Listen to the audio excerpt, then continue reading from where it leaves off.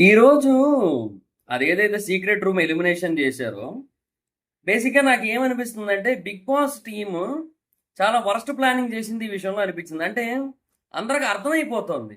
ఏదో ఇమాన్యుల్‌కి మటుకు ఆవిడతో ఉన్న స్ట్రాంగ్ బాండింగ్ వల్ల మమ్మీ, మమ్మీ అనుకుంటూ తిరగడం, అండ్ ఆవిడ ఏడుస్తుంటే ఈయన నవ్వించడం, అండ్ ఇద్దరు పార్ట్నర్స్‌గా ఉండి కామెడీ చేయడం, ఎంటర్‌టైన్ చేయడం.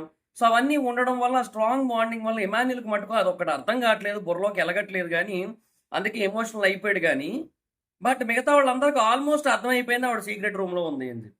ఆవిడ మళ్ళీ తిరిగి వస్తది అని చెప్పి. రాననుకున్నారా?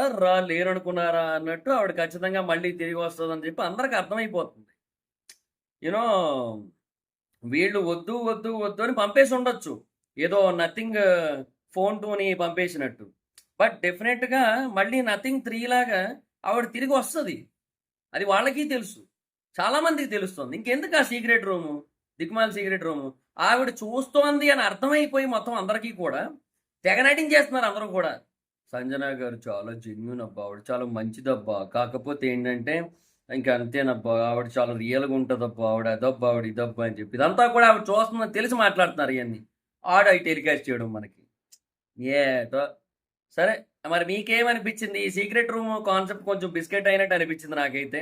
మీకేమనిపించిందో కింద కామెంట్ సెక్షన్‌లో తెలియజేయండి. అండ్ ఇలాంటి మరిన్ని బిగ్ బాస్ వీడియోల కోసం ఇప్పుడే మన ఛానెల్‌ని అయితే సబ్స్క్రైబ్ చేసుకొని పక్కనే ఉన్న బెల్ ఐకాన్ క్లిక్ చేసి ఆల్‌లో పెట్టుకోండి.